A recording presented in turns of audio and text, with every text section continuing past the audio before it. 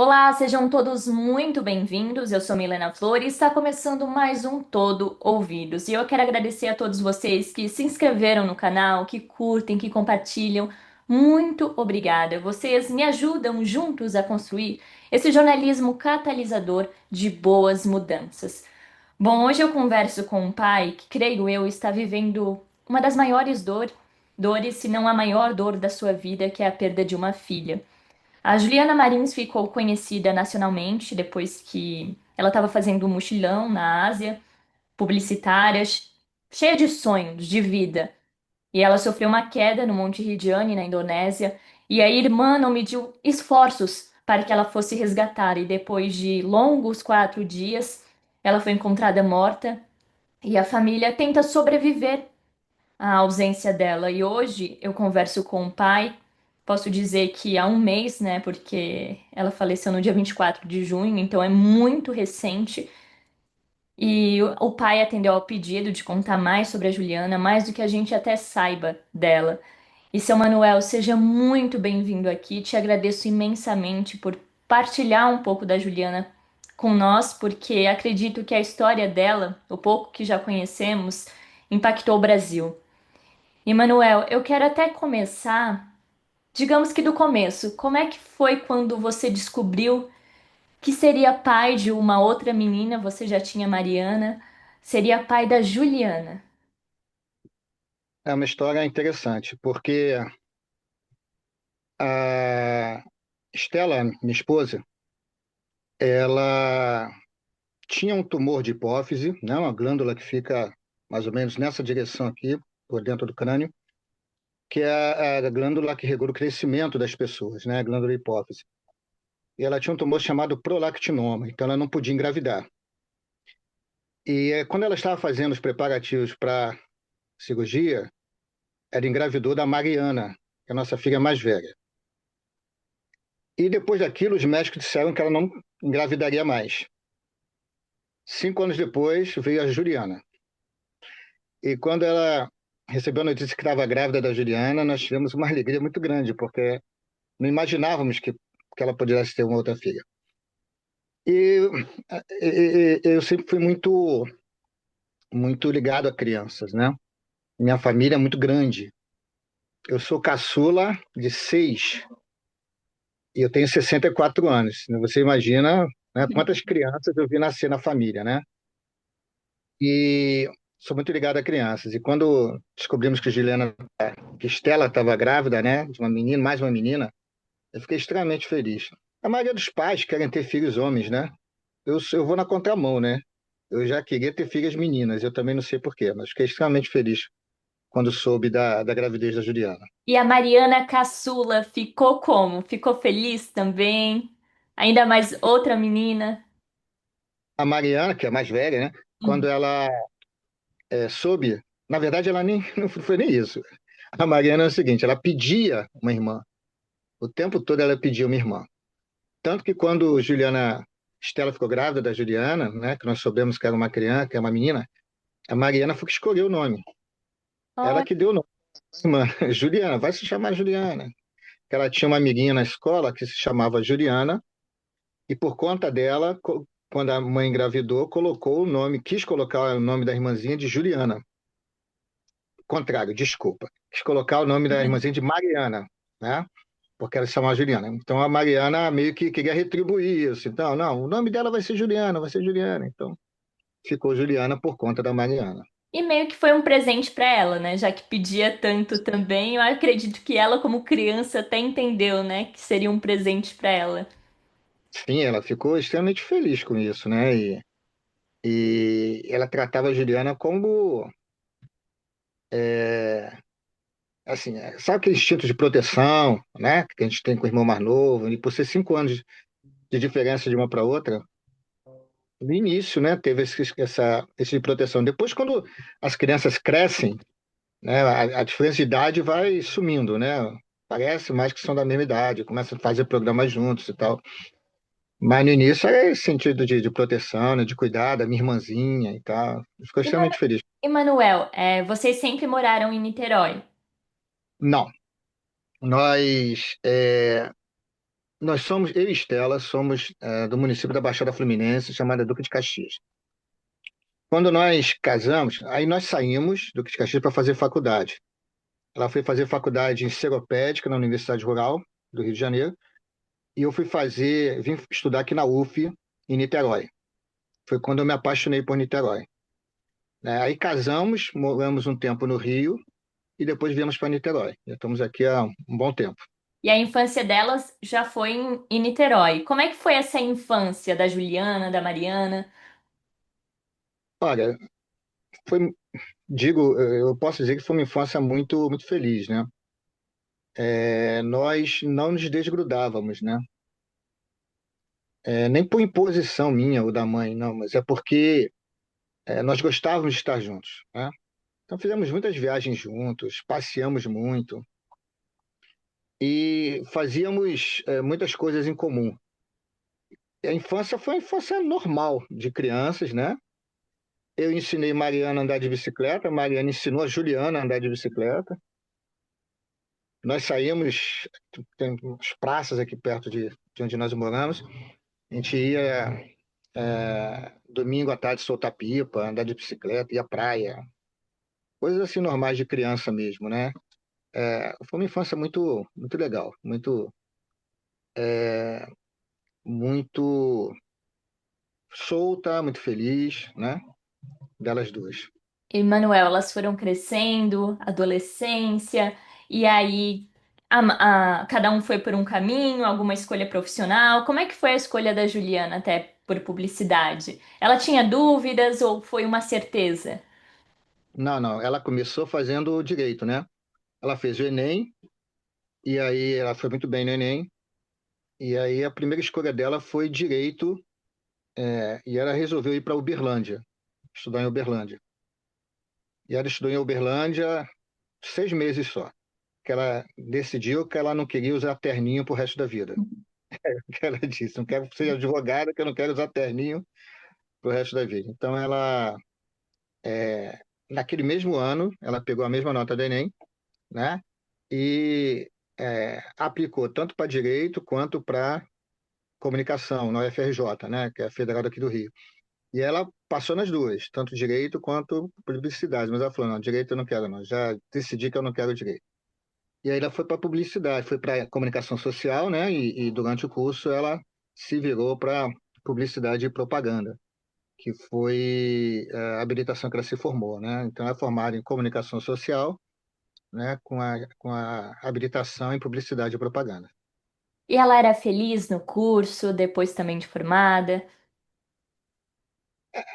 A juventude de hoje nem sempre está feliz com tudo, né? Na minha época, quando a gente estava para a universidade, a gente soltava fogos, né? Hoje em dia, eu não sei tanto, mas ela gostava do curso, sim. Era o que ela queria fazer. E ela, é, Ela fazia o curso e continuava com vocês ou teve que se mudar? não, quando fez o curso, ela ficou um tempo conosco, Uhum. isso. Depois estava muito difícil, porque daqui para o UFRJ, o UFRJ funciona na URCA, aqui no Rio de Janeiro, na Praia Vermelha. E daqui para lá levava quase que 2 horas, pelo menos 2 horas de deslocamento. E todo dia? E, aí nós alugamos um apartamentozinho, né, um flatzinho para ela perto lá da universidade, e ela ficou lá um bom tempo. E aí veio a pandemia. E a Mariana, ela também continuava com vocês ou não? A Ana, nesse período, sim, sim, estava conosco também. Aí ela foi morar com a Juliana nesse lugar lá nesse apartamentozinho. E eu te pergunto, Manuel, você vai entrar na pandemia, mas como é que foi? Porque para os pais é um impacto, né? É, provavelmente a primeira vez, ela já teve aquele período lá que você disse em Uberlândia, mas como é que os pais sentiram nesse momento, você que sempre grudado com elas, ver a filha indo, né, longe? Não A, a, tão Mari- longe, mas não tá ali perto na mesma casa. a Mariana já tinha morado 1 ano e meio fora, né, em Alfenas, na universidade lá de Alfenas, que eu fui estudar lá. Ela começou um curso aqui, aí depois foi estudar em Alfenas, ficou 1 ano e meio, depois voltou para cá. Então ela já tinha essa experiência da Mariana fora de casa, né? A Juliana, ela morava no Rio, então era muito perto. Ela vinha todo final de semana, estava aqui. Todo final de semana, estava aqui em casa. Então, assim, a gente não sentiu tanto essa distância, porque todo final de semana a gente estava junto com ela, né? Com elas. E, e a Mariana depois, que se mudou de vez, né? Foi morar ela está morando em São Paulo agora, trabalhando e morando lá. E a Juliana continuava morando aqui conosco. E ela dizia que ia morar conosco o tempo todo. Então ela Ia cuidar gostava. da, ia cuidar da gente, quando a gente ficasse velho. E Manuel, quando ela voltava, elas, né, voltavam no fim de semana, o que que não podia deixar de fazer? Churrasco. Tinha que ter sempre churrasco. E é Eu você que gosto fazia. do que fazer, eu gosto de fazer e elas gostavam de comer. Como é que é? Isso, Conta pra mim assim um dia de churrasco na família de vocês, como é que começa? aqui em casa é o seguinte, quando éramos só nós quatro, né, que às vezes a gente recebia também parentes, amigos, Uhum, mas nós quatro, o churrasco começava por volta de meio-dia, 1 hora da tarde, né, de um final de semana, e até a noite. E Mariana fez até uma playlist uhum. que ela chamava de Churras Marins no Spotify. Churras Marins. Então, os nossos churrascos eram sempre ouvindo essas músicas, né? E o tempo todo. E eu fazendo churrasco, a gente sentava, comia, era assim.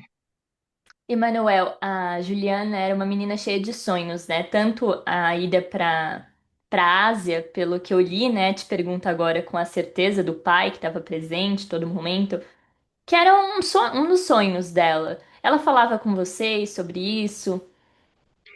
Ela tinha o sonho de viajar sozinha, né? Ela já tinha viajado outras vezes sem nós dois, sem Esther, sem Mariana também. Mas normalmente ela viajava com amigos, Uhum, mas ela tinha o sonho de viajar sozinha. E aí esse ano ela resolveu concretizar esse sonho. E ela disse assim, olha, eu vou viajar agora porque vocês estão bem de saúde, porque eu sei que um pouco mais daqui a uns anos eu vou precisar ficar perto de vocês. Não vou poder viajar. Então, ela foi concretizar o sonho de viajar sozinha, escolheu o Sudeste Asiático. Ela escolheu, não foi é, nenhuma ingerência nossa, não. Pelo contrário. Ela chegou pra gente e disse, olha, eu vou fazer uma viagem sozinha. Ah, vai, Juliana. Vai para onde? Vou fazer pelo Sudeste Asiático. E ela foi para Filipinas, que Finlândia. Ela foi para Filipinas, foi a primeiro destino dela. E ela queria, e foi, o tempo todo com o dinheiro dela, né? Que ela trabalhou. Ela trabalha desde a faculdade. Ela foi estagiária numa empresa que organiza eventos esportivos. Depois foi para o canal Off como estagiária. Depois foi efetivada no canal Off. Ela foi funcionária do canal Off. E aí do canal Off ela saiu e foi trabalhar na Mind, que é a empresa Preta Gil, né? E aí ela foi desligada da Mind em dezembro. Dezembro ela foi desligada.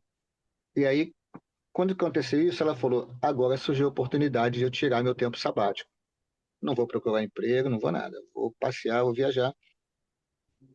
E ainda perguntei a ela: você quer alguma ajuda financeira? Você quer dinheiro? Não, não, não, não, jamais, pai. Eu vou com os meus recursos. Ela pegou o dinheiro dela que ela tinha guardado, né, ao longo dos anos e foi primeiro para as Filipinas.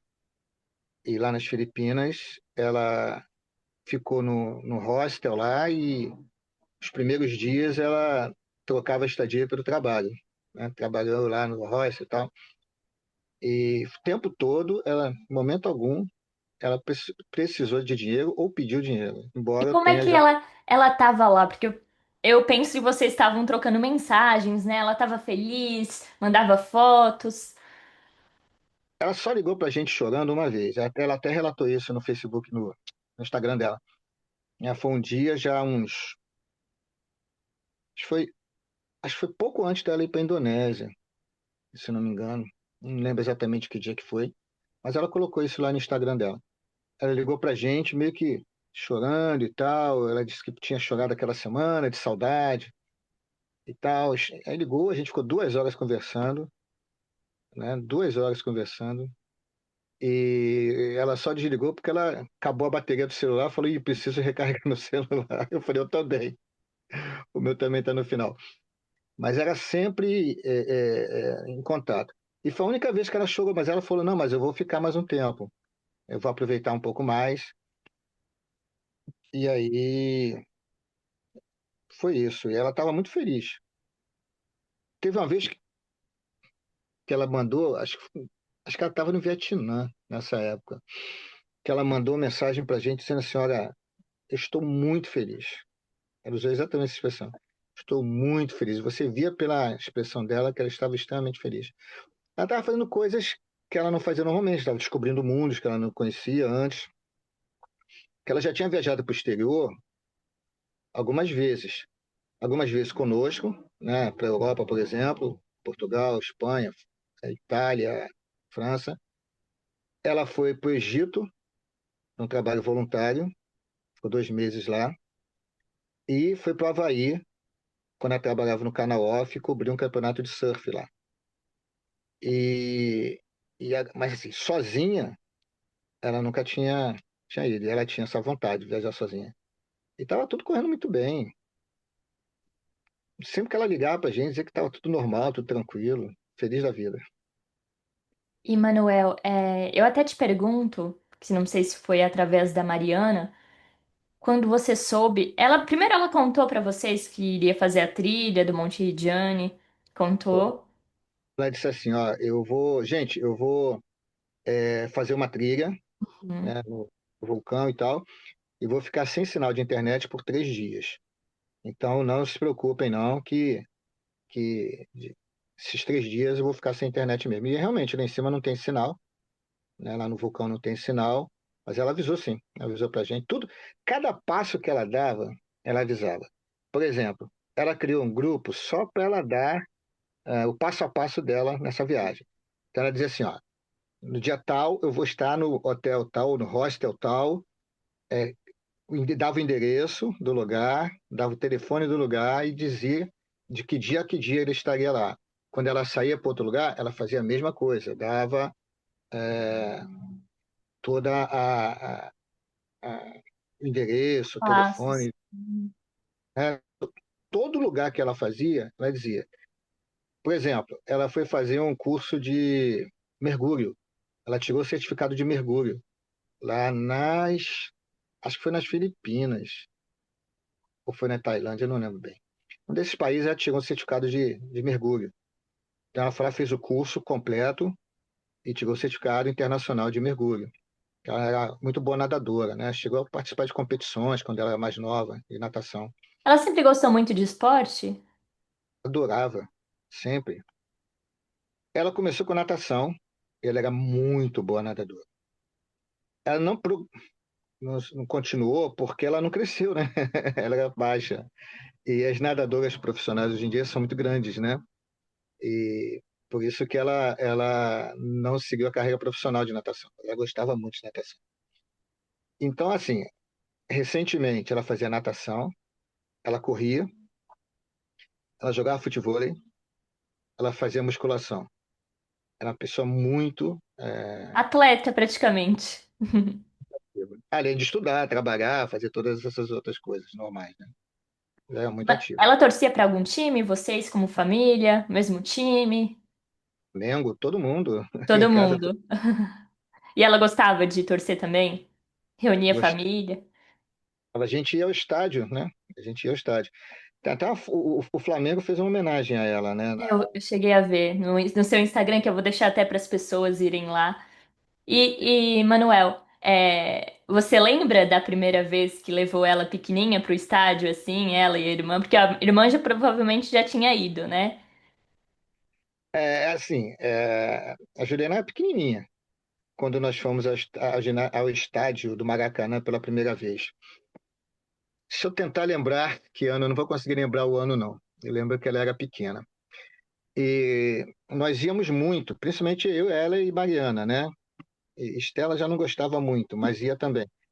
Mas quando nós íamos, desde pequenininha, e ela sempre gostou muito de ir ao estádio. Essa foto mesmo que o Flamengo pegou para botar no painel lá do Maracanã, é uma foto que, se não me engano, Juliana devia ter uns 14, 15 anos nessa foto. Ela era pequena. E, e isso que ela morreu com 26, quase 27, então seria uns 12 anos atrás, 12, 13 anos atrás. Então, bem antes disso, a gente já ia ao Maracanã juntos. Sentávamos lá, ficava feliz. Ó, nós fomos, por exemplo, ela gostava não só de futebol, gostava de esportes em geral.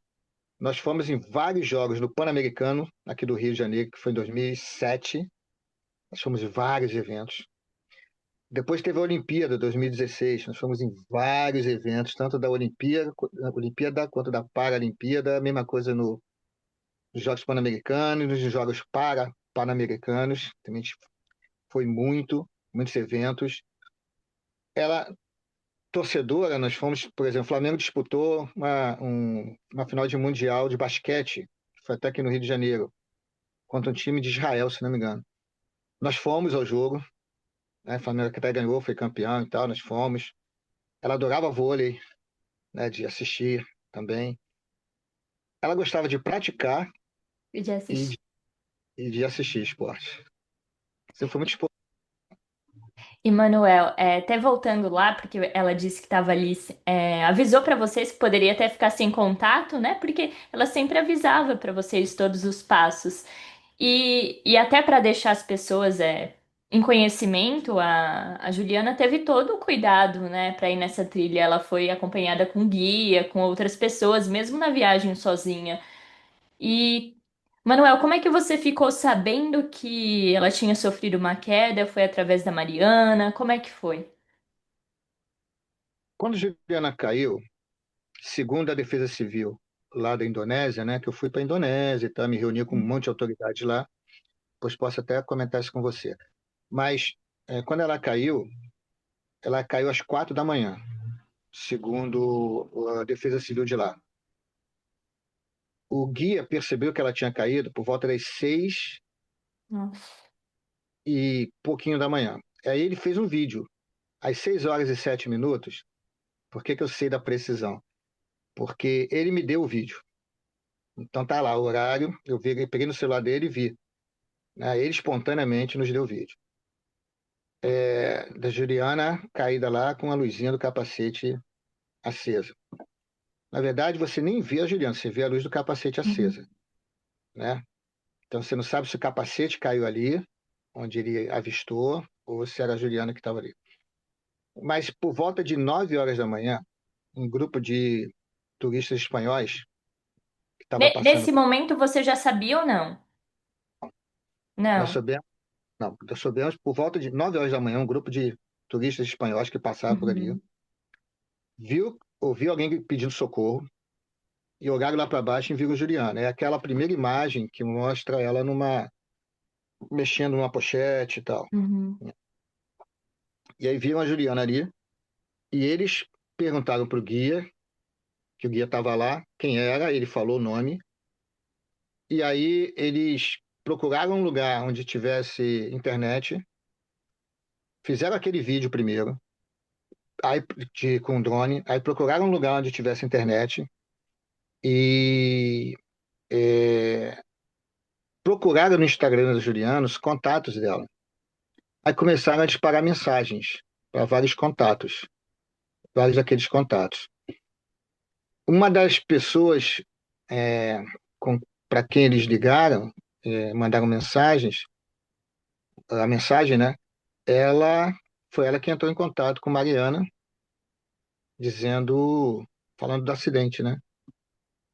E mandou o vídeo, inclusive.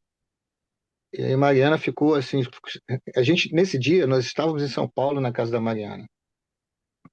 Eu e a Estela, na semana anterior, tínhamos ido para Chapada Diamantina, né? Fazer trilhas também lá. Ou seja, Juliana fazia trilhas conosco e também ela tinha experiência em trilhas. É uma pergunta que me fazem, né? Se ela tinha experiência em trilhas? Tinha experiência em trilhas, sim. Eu acho... Ah, mas ela nunca tinha subido o vulcão. Eu acho que sim. Eu acho que ela tinha subido o vulcão no Havaí, né? Daqueles vulcões lá quando ela esteve lá. Mas então, isso não vem ao caso. Ela era experiente em trilhas. E aquela trilha do Rinjani nem era tão difícil assim. O problema é outro problema que depois a gente conversa sobre isso.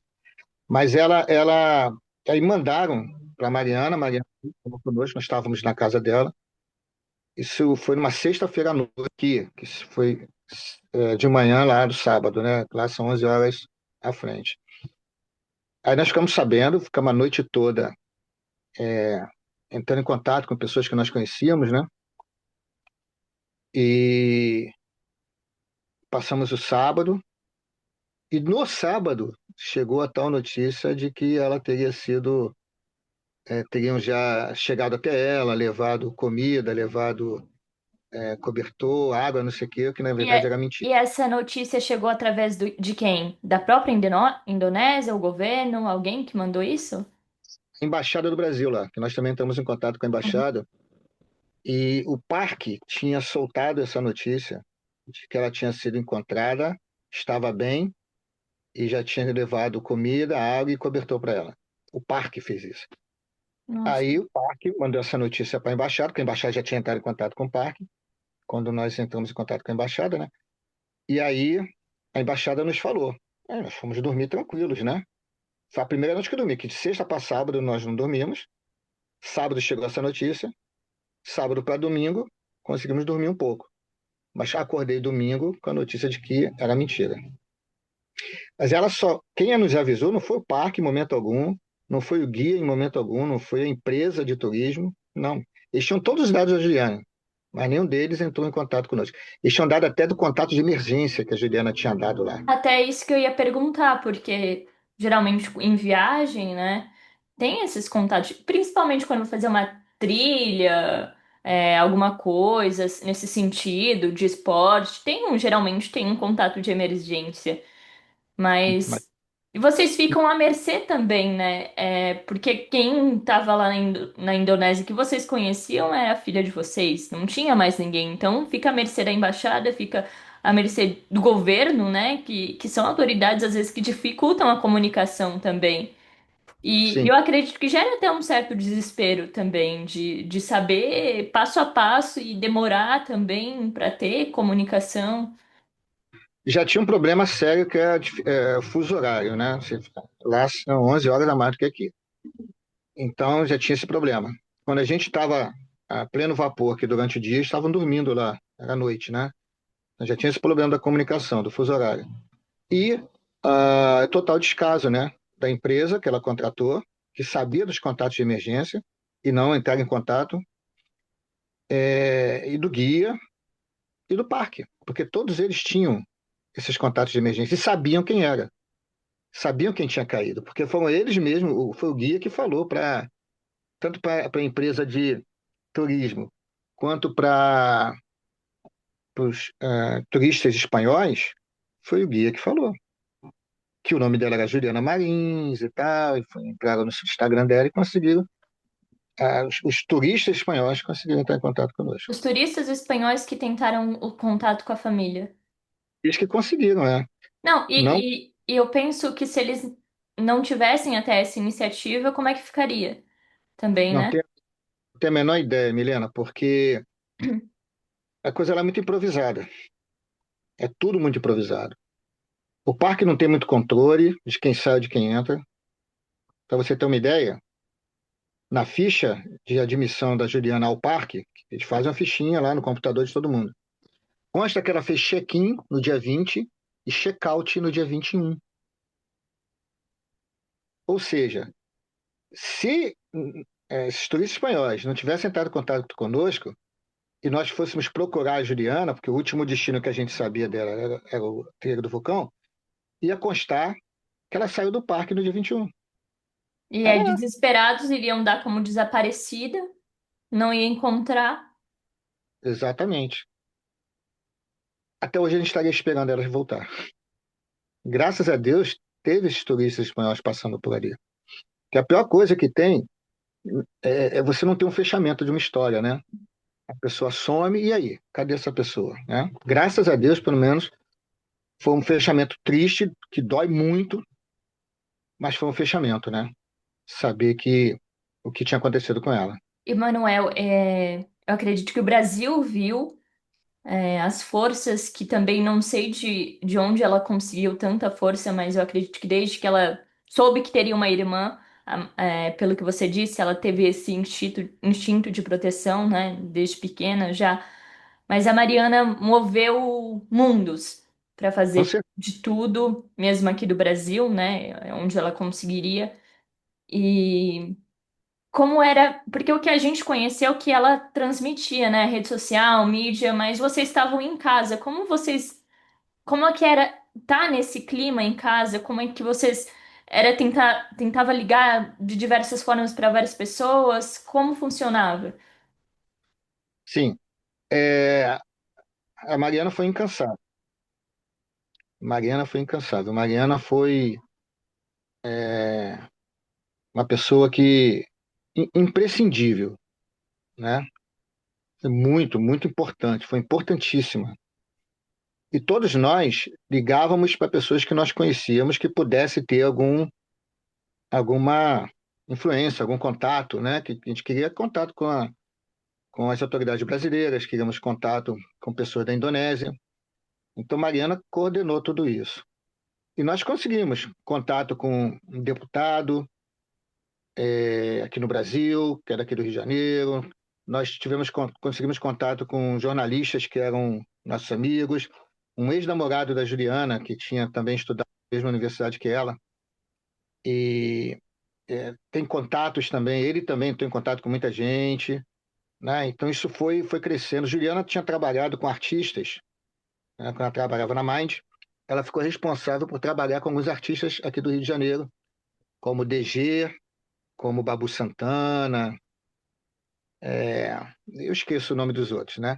Mas ela trabalhava com eles. Então, por exemplo, quando eu ia ter alguma peça publicitária que eles fossem fazer, ela ia lá, ela roteirizava essa peça publicitária, ela levava um videomaker com ela, faziam lá a campanha, e ela finalizava e já mandava para a companhia troço pronto, né? Então, todo mundo... Então, essas pessoas com quem ela trabalhou também foram amplificando. Quando eles souberam, foram amplificando. E por isso que chegou rapidamente também ao conhecimento de muita gente, né? Mas interessante que no início todos nós esperávamos que ela fosse voltar viva, né?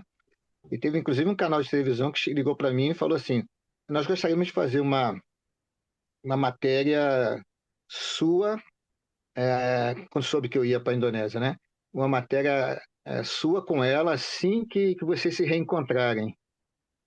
Aí eu falei, tudo bem, depois a gente vê isso e tal, né? Que momento eu não estava em condições de falar com ninguém, não. Eu falei, mas tudo bem. Então, assim, o papel da Mariana foi fundamental, fundamental. E cada um de nós tinha uma coisa para tentar fazer, né? Para tentar amplificar um pouco e ver se a gente conseguia. Porque a gente sabe que é muito difícil. Por exemplo, o governo brasileiro, tem gente que criticou. Não tem como o governo brasileiro fazer uma ingerência junto ao governo de outro país e dizendo assim, ó, vocês têm que ir lá resgatar essa pessoa. Isso tem que ir pelos canais diplomáticos, né? Eu entendo isso, eu sempre entendi isso. Então tem que ser Ministério das Relações Exteriores do Brasil, Embaixada Brasileira naquele país, a Embaixada Brasileira naquele país para o Ministério das Relações Exteriores daquele país, para aí chegar. É longo, a burocracia é muito grande, não é uma coisa que você estala os dedos, vai acontecer. Não é assim. Eu entendo essa burocracia. E, mas, assim, graças a esse esforço, principalmente da Mariana e da Estela, meu, a gente conseguiu movimentar um monte de gente. Tanto que quando eu cheguei lá, a Embaixada Brasileira me deu todo o apoio, todo o apoio. Sou muito grato à Embaixada Brasileira por tudo que fizeram por nós lá na Indonésia. Manuel, eu acredito até que o desespero foi maior quando você descobriu que era mentira, né? Que ali no domingo que não tinham alimentado, não tinham dado cobertor. E eu acredito que a partir desse momento até o desespero é maior, que você imagina a sua filha perdendo as forças, né? Até por não ter se alimentado, o frio também, temperatura. E aí eu acredito que a partir daí você nem consegue dormir direito, né? Não. Ó, vou te contar uma coisa. No domingo de manhã, a Estela me acordou dizendo é tudo mentira. Não chegaram até ela. Naquele momento, eu tomei a decisão de ir para a Indonésia. Eu falei, eu vou para a Indonésia. Uhum. Aí, só que eu estava em São Paulo, e o passaporte estava no Rio. Estava em Niterói, estava na minha casa. E aí eu falei, como é que eu vou fazer? Eu vou ter que ir para o Rio primeiro pegar o passaporte. Mas antes disso, a minha sobrinha, Camila, ela mora no Rio, ela estava em Búzios, e ela falou, tia, eu estou voltando para casa e eu vou aí para São Paulo para ficar com vocês. E aí a Estela falou, você está voltando para casa? Você está onde? Estou em Búzios. Passa na minha casa, passa lá em casa e pega o passaporte do Manel. E aí ela passou aqui em casa, né? Pegou o passaporte e levou. E quando ela leva esse passaporte, aí eu perguntei, que horas que a Camila vem? Camila vem tal horas. Eu falei, bom, então vai dar tempo de pegar um voo de 5 horas da tarde. Aí eu comprei o voo para 5 horas da tarde. Só que depois eu descobri que ela ia chegar às 5 horas da tarde em Congonhas e o voo saía de Viracopos, que era o voo que eu consegui comprar para a mesma data, que era o voo da Azul. Aí eu falei, não, peraí, deixa eu tentar trocar esse voo. Aí foi até a Estela que ligou para a empresa lá, aérea, explicou o caso, disse quem eu era, explicou o caso. Nessa hora, a história da Juliana já tinha meio que, né, viralizado. E aí eu consegui trocar o voo para mais tarde, 9 horas da noite, por aí. Então, Camila chega no aeroporto de Congonhas às 5. Nós, o Uber que tinha levado eu e Estela até o aeroporto, é, quando ela soube da história, ela falou: eu levo, se vocês quiserem, eu levo vocês até o aeroporto de Viracopos. Eu falei: claro que eu quero, então tá bom. Aí Camila vem, entra no carro, nós fomos. Quando chegamos no aeroporto de Campinas, a Camila fala assim: eu vou com você, tio. Eu falei: não, você não vai comigo. Porque quem ia comigo também era o meu outro sobrinho, sobrinho neto, que mora em Portugal. Ele já tinha se oferecido para ir comigo, por isso que meu avô foi conexão em Lisboa. Eu ia passar lá para pegá-lo. Camila, você não vai comigo? Eu falei, já estou comprando a passagem. E tinha passagem, olha como é que. Tinha passagem para aquele voo, naquele horário. E ela comprou a passagem. E aí quem estava também no aeroporto? Meu primo, que mora em Jundiaí, estava lá também. Ele soube a notícia, já foi esperar a gente no aeroporto. Esse primo, né, foi lá, nos recebeu no aeroporto e tal. Ele, é o Fernando, o nome dele, Fernando Marins. O Fernando, ele trabalha numa empresa multinacional que, se não me engano, ou ela tem sede na Indonésia ou ela tem uma filial na Indonésia. Eu sei que ele tem contatos na Indonésia também. Olha. Então, assim, aí ele falou, não, não, já vou, deixa comigo que eu vou resolver isso, resolver aquilo. Eu, no fundo, acabou nem precisando dessa parte, precisou depois, quando nós fomos resgatar o corpo e tal. Mas nesse momento, não. Mas assim, e aí estávamos lá, Camila, eu vou com você. Eu falei, mas você não tem nem roupa, Camila. E aí a mãe desse meu sobrinho neto, né, a esposa do meu sobrinho, a Adriana, pegou, ela também estava lá em Portugal, ela pegou umas roupas dela, mandou o filho levar para Camila, que eles têm mais ou menos o mesmo corpo, e a Camila viajou com algumas roupas da, da mulher do primo, né? E, ou da mãe do outro primo, né? E assim nós fomos. Foi meio que improvisado para ela, né? Mas Era dia 22, né, pro 23. isso, dia 22. É, 22. E 23 é aniversário da Mariana. Por isso que nós estávamos em São Paulo, porque é aniversário da Mariana. Nós voltamos de Lençóis, lá da Bahia, né, na Chapada Diamantina, para Salvador, de Salvador para São Paulo. Porque para passar o fim de semana com a Mariana, que era aniversário dela. Nós passamos o dia de sábado todo passeando lá. E fomos saber da notícia no sábado à noite, né? Que quando foi que Não, peraí. Sábado à noite, não. Sexta à noite. Passamos a sexta lá, né? Aí na sexta à noite aqui soubemos. Que foi sábado de manhã lá. 20 à noite aqui. Seria 21 de manhã lá. Exatamente isso. E nós viajamos para lá no dia 22, que foi o domingo. Esse é o aniversário da Mariana também nem podemos comemorar, né? E Manuel, nesse meio tempo, até te pergunto, como é que estava a mãe, a Estela, né? Porque a gente falou da Mariana, tá falando de você, mas como é que estava a mãe nesse momento? Ah, arrasada. Arrasada. Muito triste, muito. Mas estava esperançosa. Todos nós estávamos esperançosos. Eu estava muito esperançoso. Eu achei que quando chegasse lá, encontraria Juliana resgatada já no hospital. Eu fui achando isso. Em momento, eu fui saber da morte da Juliana quando eu desembarquei em Bali. E já tinha horas que ela tinha falecido, né? Quando desembarquei em Bali, foi que nós soubemos. Que aí a Camila recebeu uma mensagem, né, informando o que tinha acontecido. Mas Estela estava extremamente triste, mas ao mesmo tempo esperançosa, né, como eu também estava, muito esperançoso. Porque eu acredito até que você indo, ela teria até mais esperança, né? Ai, pelo menos alguém da família vai estar lá, né, com a minha filha. Querendo ou Sim, não, por mais que tivessem autoridades, a família é família, né? É uma outra coisa. Emanuel, nesse meio tempo, também conhecemos o Agan, né? Que foi um sim. experiente até, um experiente montanhista que se voluntariou para resgatar a Juliana, até porque o resgate oficial não estava chegando nem perto, né? Como é que vocês conheceram ele? Até da atitude dele também, o que que você tem a falar? O Agão foi importantíssimo. Deixa eu te dizer porque depois eu chego, né, Uhum. a Defesa Civil lá da Indonésia, né, os Basarnas, como eles se chamam, eles conseguiram descer até 400 metros. O terreno onde Juliana estava era muito íngreme.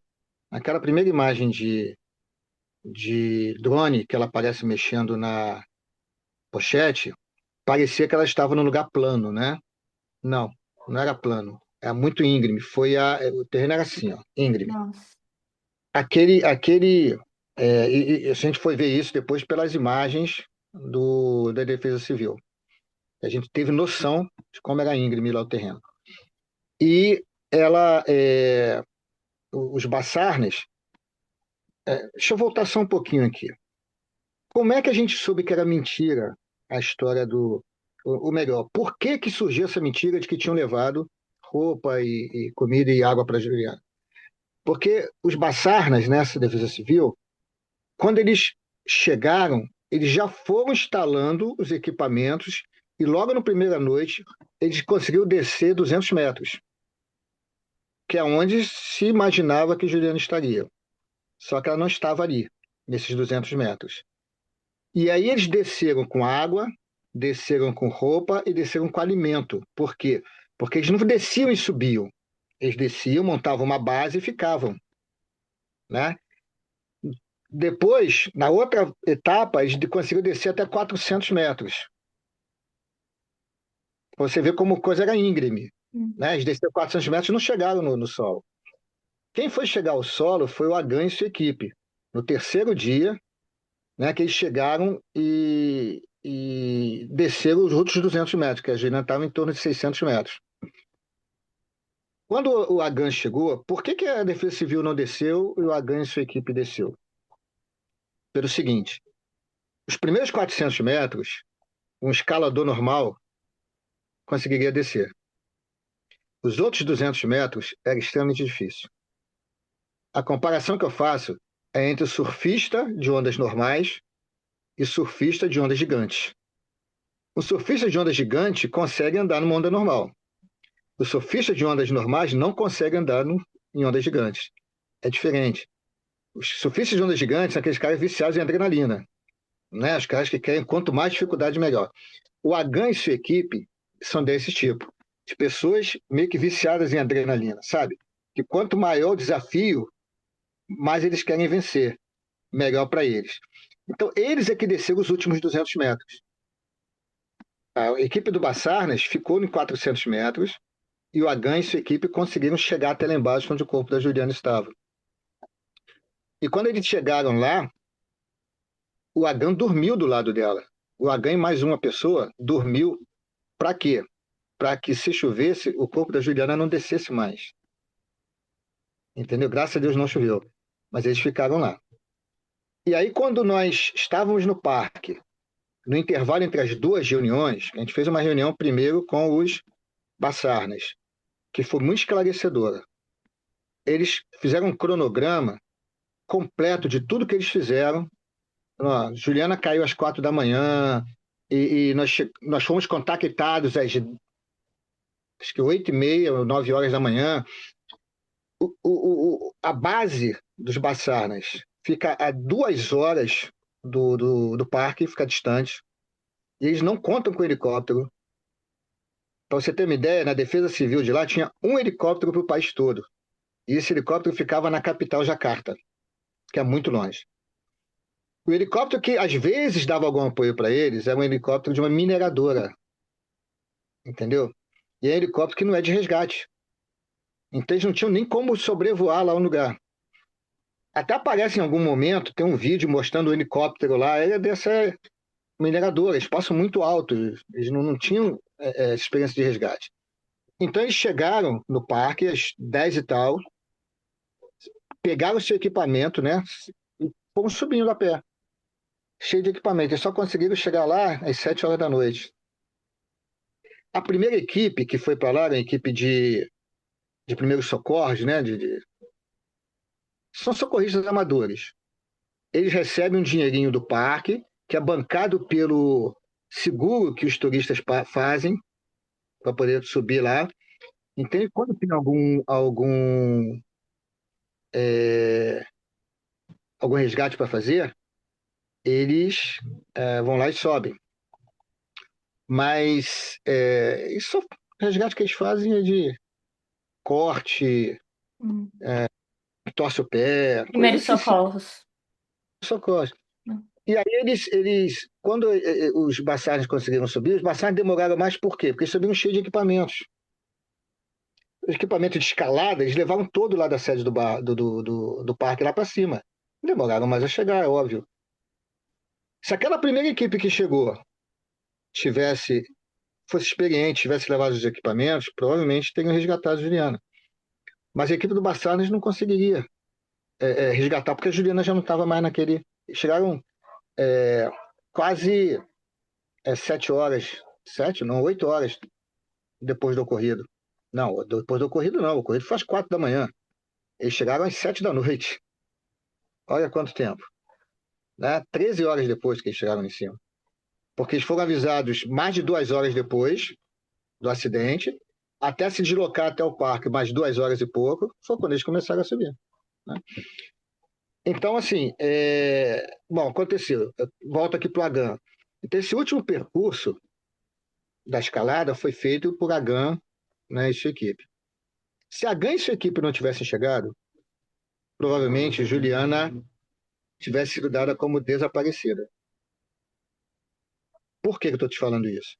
Porque o protocolo da Defesa Civil de lá, dos Bassarnas, diz que quem não for resgatado em até 7 dias, eles param as buscas. Meu Deus. Então, se a Gana tivesse aparecido, Juliana teria sido dada como desaparecida. E nós aqui estaríamos sem saber o que tinha ocorrido.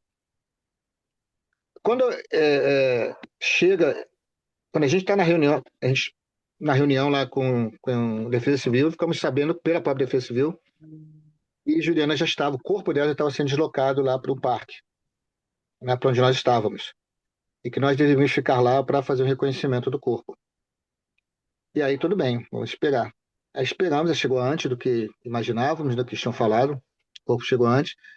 E chegaram até o Agan e alguns alpinistas que estavam lá com ele. E aí nós fomos agradecer. Nós agradecemos a eles. Foi até o meu sobrinho que falou, porque o inglês dele é melhor que o meu, né? Meu inglês é Uhum. meio macarrônico. Eu entendo mais do que falo. E ele expressou para eles toda a nossa gratidão pelo esforço que eles tinham feito, né? De chegar até a Juliana. Eu queria até saber, do reconhecimento do corpo. Como você disse, você esperava chegar na Indonésia, encontrar a Juliana, talvez no hospital, já resgatada, mas esperava voltar com a filha, né, para casa. Sim. Creio que é de muita coragem também o reconhecimento do corpo, né? É difícil, você não queria ter forças naquele momento, porque você queria ter a sua filha viva do lado, né? Como é que foi esse momento para você? Ah, eu não sei se você já passou por esse momento, né? Eu já tinha feito o reconhecimento de outros corpos da minha família, né? Meu pai, quando faleceu, né, eu tive que reconhecer, mas foi no próprio hospital onde ele estava e tal. Mas, assim, meu pai já faleceu idoso, com 82 anos, né? É a ordem natural das coisas.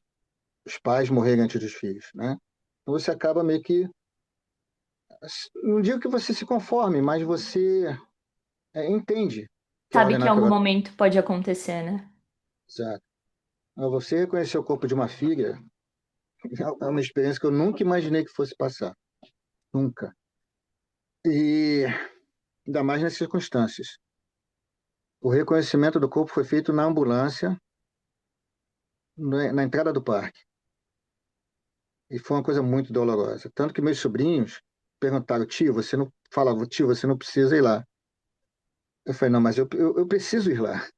Eu sou o pai.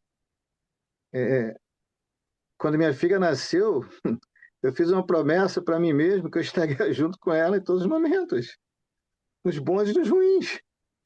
Entende? Eu não faria assim, Juliana, eu vou estar com você só nos momentos felizes. Não, não. Em todos os momentos. E naquele momento era um momento que eu não gostaria de estar com ela. Eu não gostaria de ter que acontecer, de ter acontecido, de precisar acontecer. Mas aconteceu e nós fomos, reconhecemos o corpo dela, meus sobrinhos foram comigo, me amparando o tempo todo. E fiz aquele reconhecimento do corpo, assim.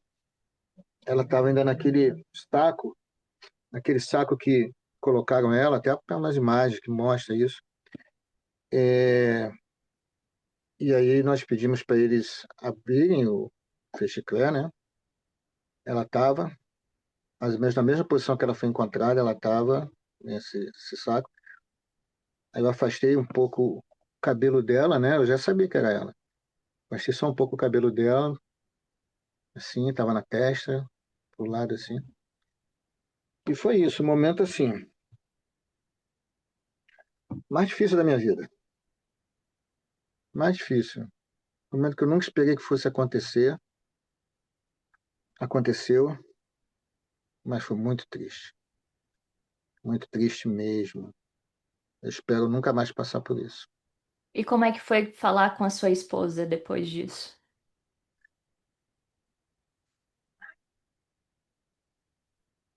A Estela já sabia do falecimento, né? Ela soube bem antes de mim. Hum. E o reconhecimento foi feito naquele dia, por volta de 10 horas da noite, na quarta-feira, o dia que eu cheguei lá. E aqui era o quê? 9 horas da manhã.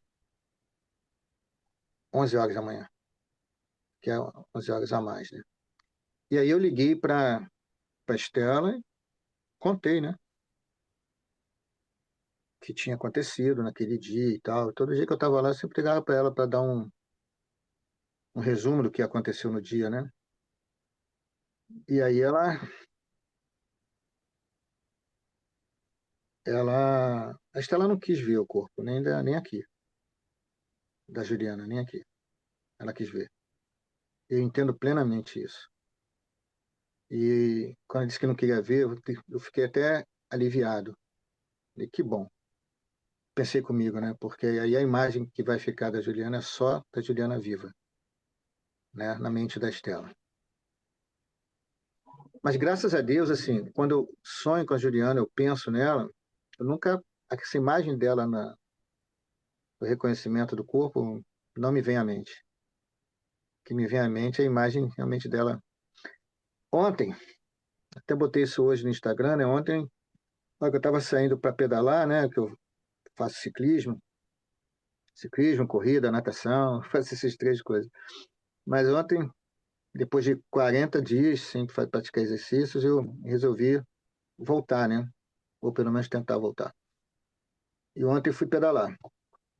E aí, quando eu estava saindo de casa, eu lembrei das muitas e muitas vezes que eu e Juliana nos encontrávamos no portão, né?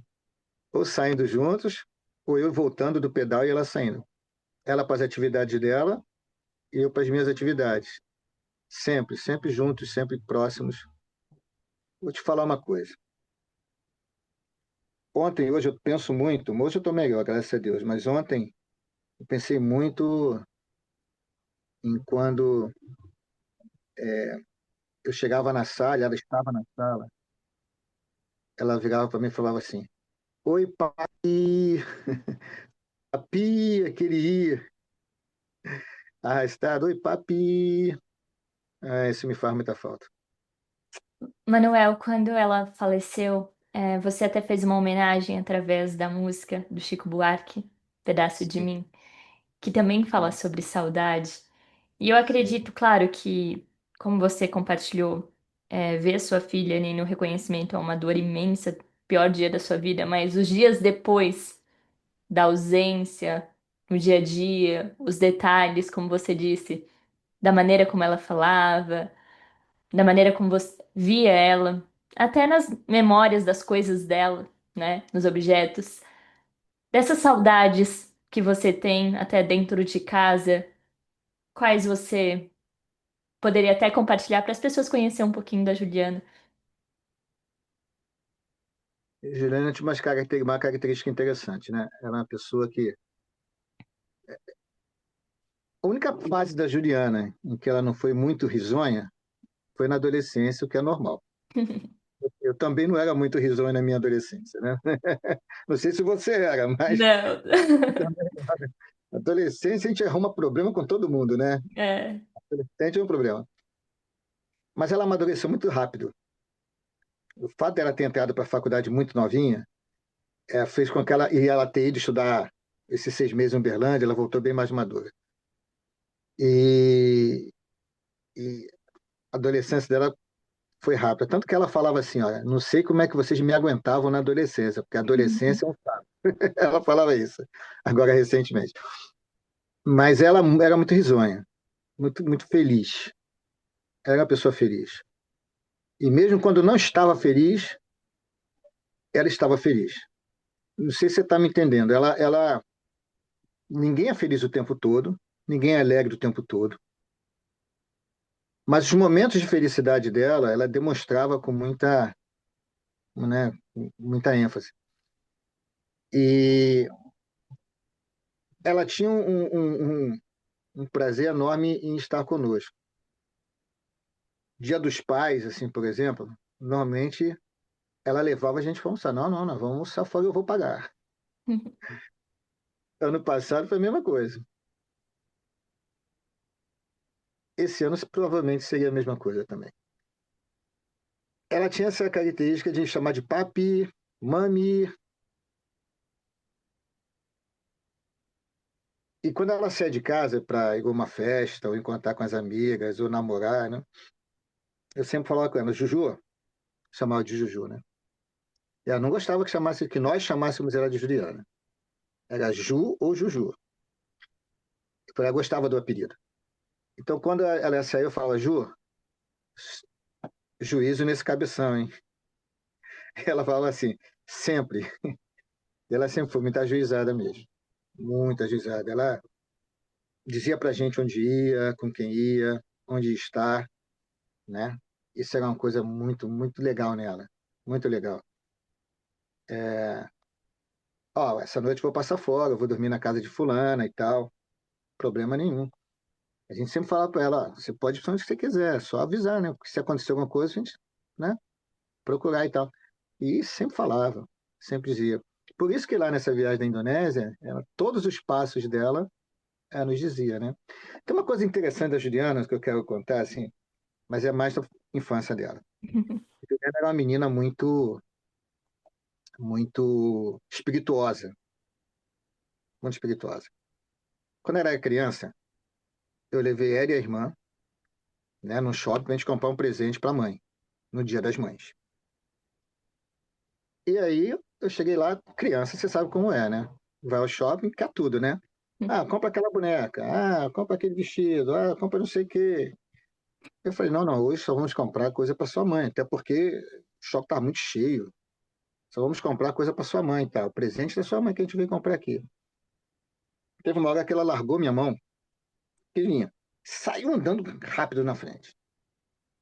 Eu fui atrás dela, peguei a mão dela, olhei nos olhos dela, falei, que pressa é essa, Juliana? Parece até que você vai tirar o pai da forca. Ela olhou para mim e falou assim: eu não vou tirar, não, eu vou botar.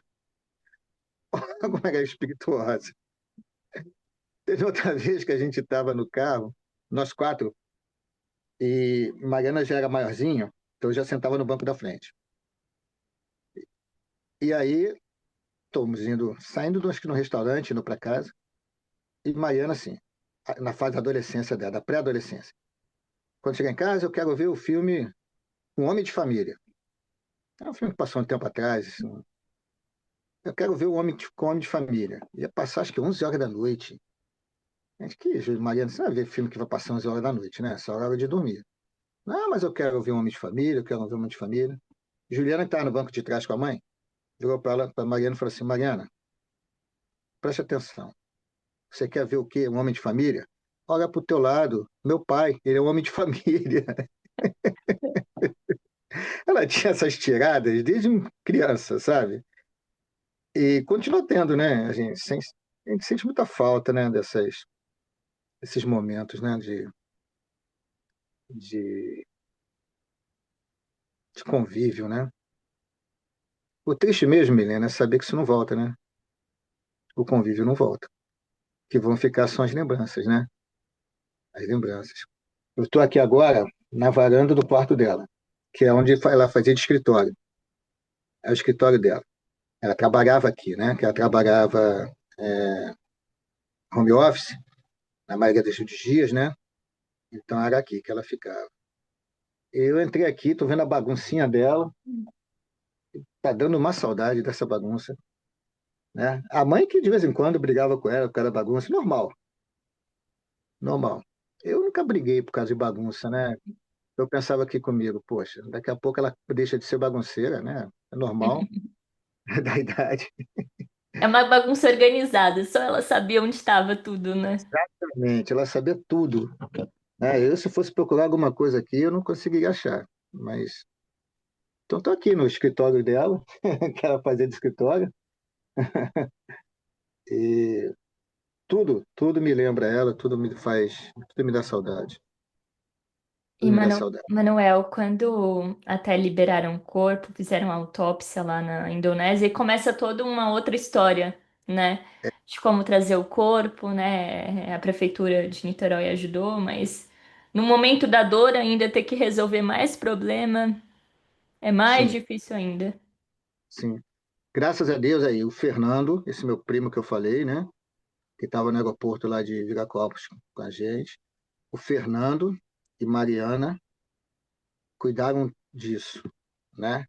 Essa parte do traslado do corpo, eu não precisei me mexer, eu estando lá próximo. O que eu fiz foi me reunir com o rapaz da empresa que faz o traslado, né? Me reuni com ele no hospital onde foi feita a necrópsia da Juliana, já em Bali. Por quê? Porque Bali. Lombok, que é a ilha onde fica o vulcão, é um estado muçulmano. 93% da população da Indonésia é muçulmana. Bali é a única ilha que não é muçulmana. Eles são hindus.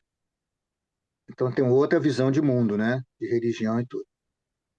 Lombok, por ser muçulmana, eu tive que autorizar, assinar um papel autorizando que eles colocassem o corpo da Juliana lá no freezer de uma noite para até ela ser transportada para Bali. Por quê?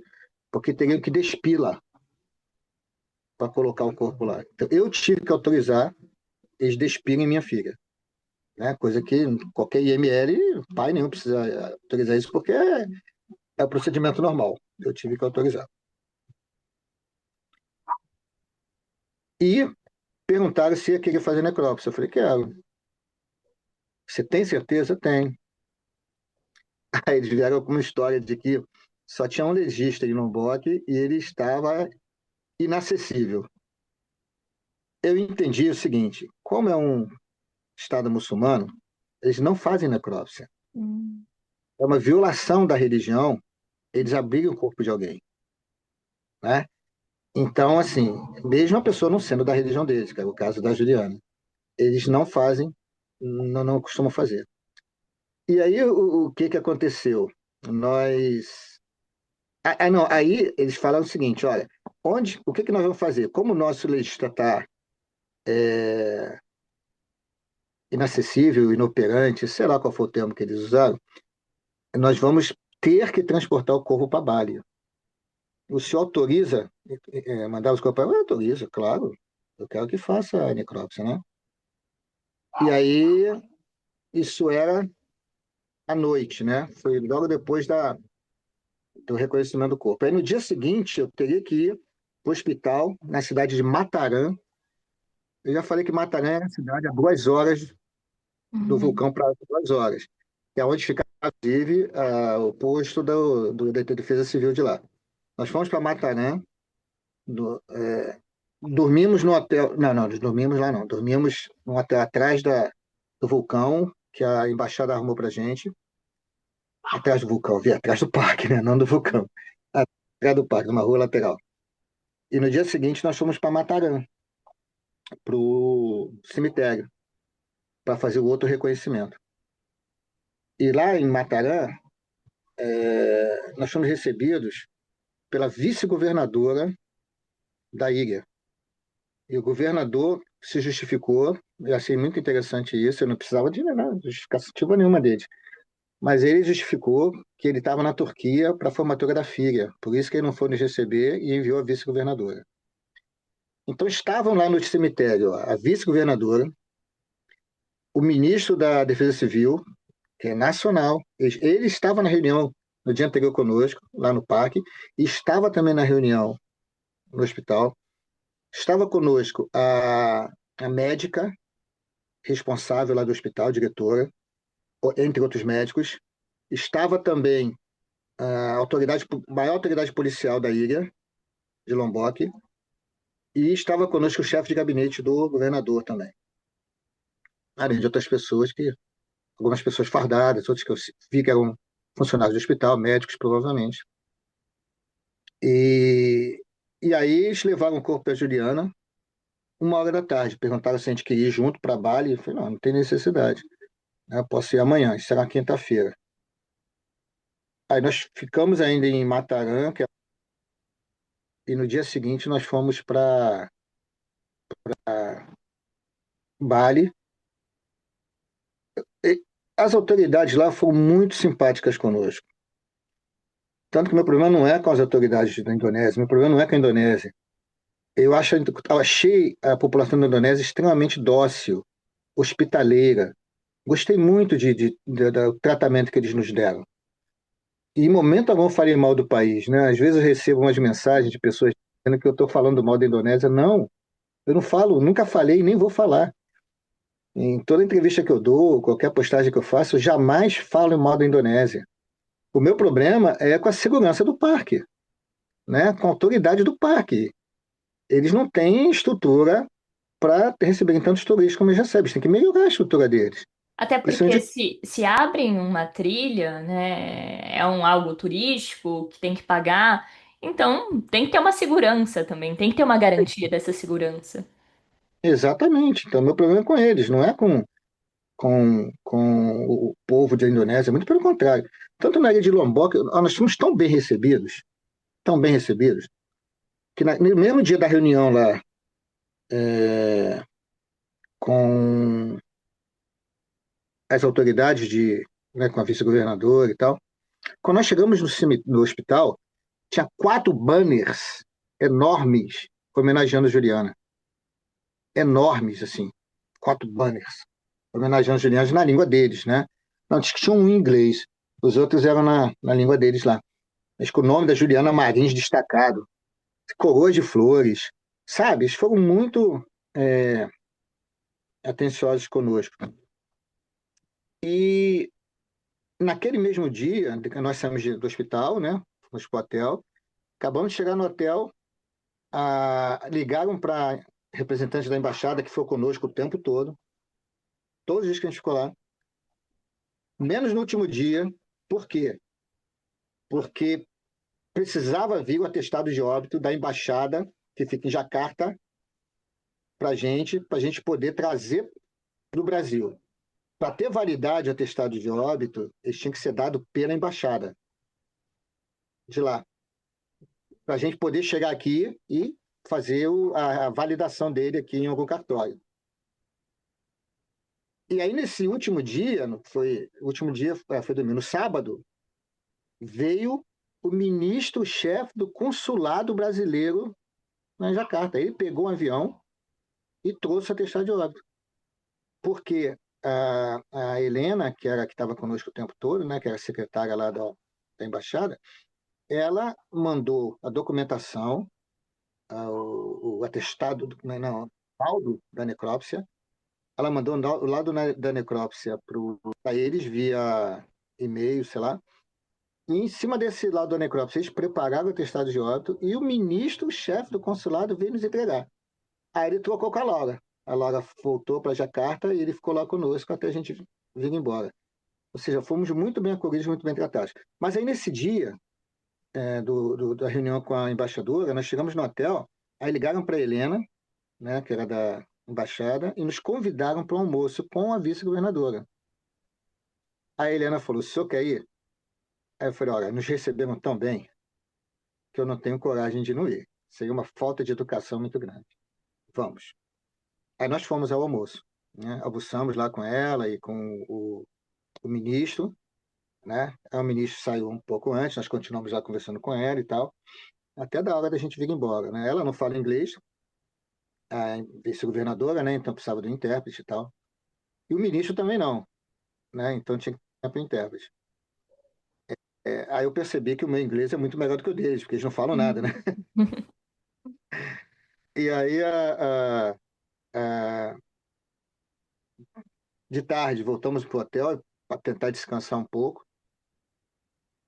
Assim, nesse dia, à noite, o presidente Lula me ligou, conversou comigo, como lá um bom tempo conversando, ele falou que ele queria fazer o traslado dela, mas tinha uma lei que proibia, e depois eu vi que essa lei era de 2017. Ele precisava fazer um novo decreto para poder trazê-lo. Eu falei: não Nossa. precisa, presidente. Não precisa porque o prefeito de Niterói, o Rodrigo Neves, se prontificou a trazer o corpo, né? Não, mas eu vou fazer um decreto com o nome da Juliana. Eu falei: não faça isso, presidente. Não, não, não, não, não, não. Não precisa.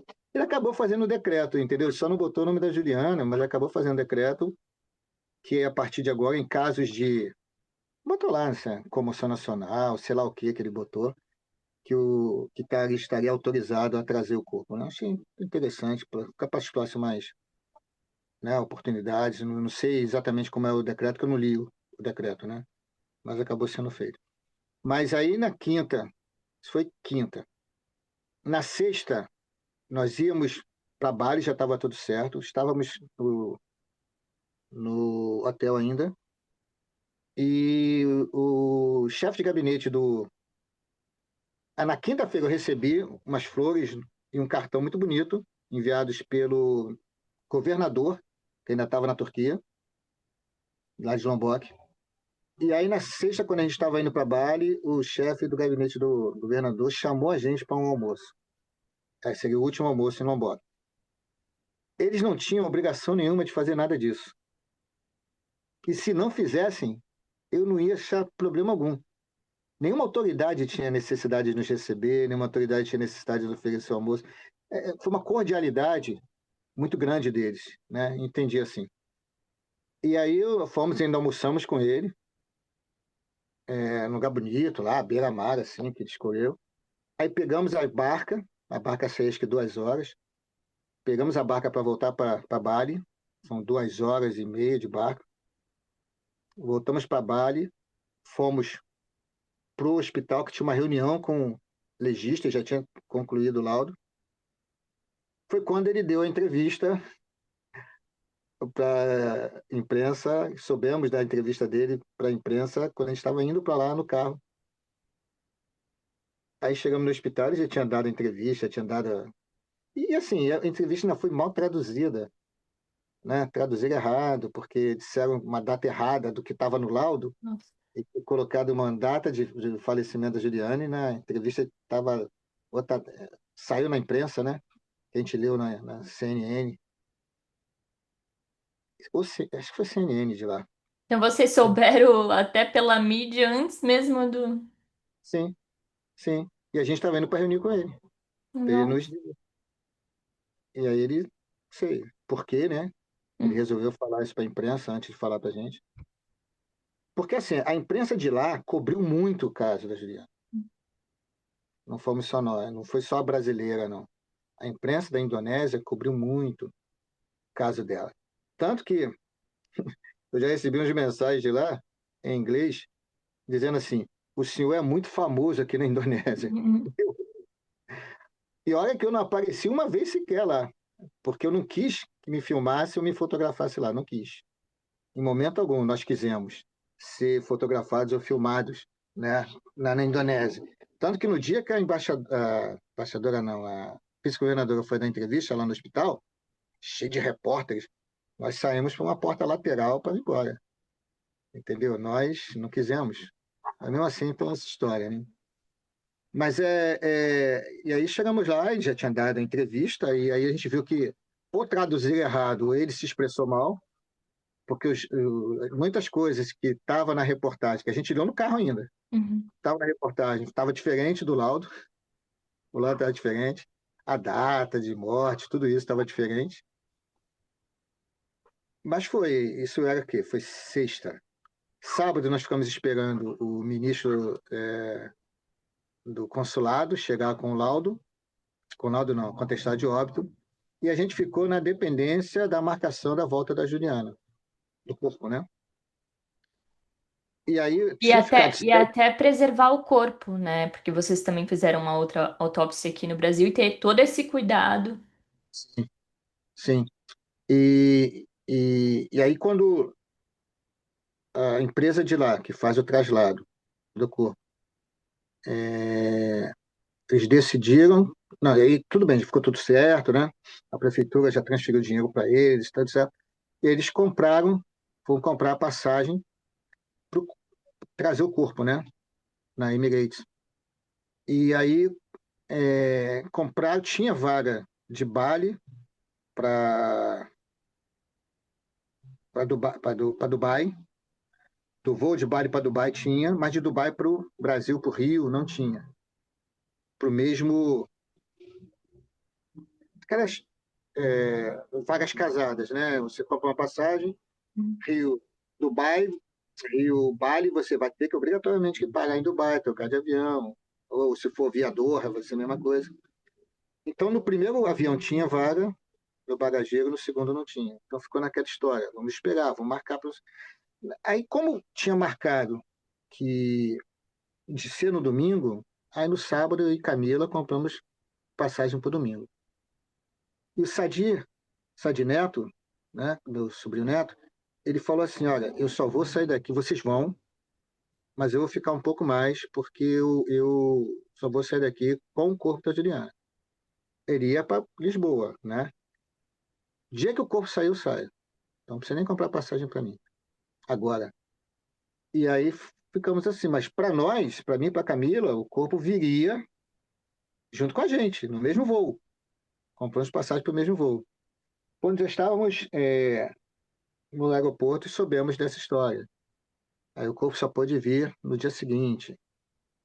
Ainda teve que ir para São Paulo, né? Não veio para o Rio, ele foi para São Paulo, porque e aí a Força Aérea Brasileira pegou o corpo de São Paulo e trouxe para o Rio. Mas sim, uma coisa muito complicada. E aí nós saímos de lá no domingo, então. Outra viagem longa, né? Muito longa, a viagem de lá para cá, são 30 e tantas horas. Na ida foram 40 horas, porque teve o problema do ataque do Irã, Não. Doha, né? Que fechou o espaço aéreo de Doha. Foi isso. E, Manuel, vocês fizeram essa segunda autópsia que até coincidiu também com a da Indonésia, mas quando você vê, você, a Mariana, sua esposa também, que a Juliana faleceu 32 horas depois, né? Que poderia ter saído viva. Vemos aí um descaso no resgate, uma negligência do parque. Como é que você se sente? E até o que que você busca, talvez até na justiça? Olha, isso causa revolta. Eu vou te dizer por quê. Depois da reunião com a Defesa Civil, nós fizemos uma reunião com o responsável pelo parque, no mesmo dia. Acabou a reunião da Defesa Civil, fizemos reconhecimento do corpo. Em seguida, teve a reunião com, isso no dia que chegamos lá, na quarta-feira. Reunião com o responsável pelo parque, o chefe da, o dono da empresa de turismo e o guia. E aí começamos pelo guia. A história que o guia nos contou difere muito da versão que ele contou depois para os meios de comunicação. Até de vez em quando chega para mim umas mensagens, não, mas o guia falou que foi isso, isso, isso. Aí eu digo assim, ele falou quando? Porque para nós a história que ele contou foi bem diferente. Ninguém pressionou. Uhum, Ele quis contar essa história. A história que ele contou é que Juliana teria esquecido. Eles acordaram de madrugada lá, por volta de 2 da manhã e tal, para sair, porque o grande lance lá é você subir e ver subir no escuro à noite e para ver o sol nascer lá de cima do vulcão. Então eles acordaram por volta de 2 da manhã, segundo ele mesmo disse, para sair. E quando saiu, teriam andado um pedaço, que ele não disse quanto tempo, e Juliana viu que teria esquecido os stickers, né, aqueles apoios para a caminhada no acampamento. Ela voltou ao acampamento sozinha e ficou lá. Segundo ele ficou lá esperando ela. Tá, ela voltou, encontrou com ele. E aí eles subiram, essa história que ele contou pra gente, tá? E aí eles subiram. Eu imagino que Juliana deve ter dormido muito mal aquela noite. Por quê? Porque eu também sou assim. Eu tenho dificuldade de dormir em lugares diferentes, assim, que eu não conheço ou que seja muito desconfortável. Eu durmo muito mal. Eu, quando era jovem, eu acampava. Eu e Estela acampava, mas hoje em dia, se entrar numa barraca, eu sei que eu vou ficar acordado a noite toda. Não sei se Juliana dormiu bem aquela noite. Então, talvez ela estivesse mais cansada por causa disso. E uma segunda coisa, 3.000 metros de altitude. Eu acho que o Rinjani, se não me engano, é 3.700 lá em cima. Então, ela estava acima de 3.000 metros de altitude. Cada um sente a altitude de uma forma, né? Eu e Estela fomos, há 2 anos atrás, ao Peru. Fomos a Cusco e a Machu Picchu. E a gente pegou altitudes muito grandes, de 3.700 metros, 4.000 metros. Teu corpo sente. Teu corpo sente, você fica mais cansado, você dá 10, 20 passos, né? Você, às vezes precisa dar uma paradinha. Cada corpo reage de uma forma. E aí ele disse que Juliana, então, se cansou, e aí Juliana pediu para esperar um pouquinho, ela descansar. Ele falou: então tá, senta aí, que eu vou lá ali na frente fumar. Ele falou isso para mim, os meus dois sobrinhos, os três representantes da embaixada, que tinha três representantes da embaixada, né? Os três representantes.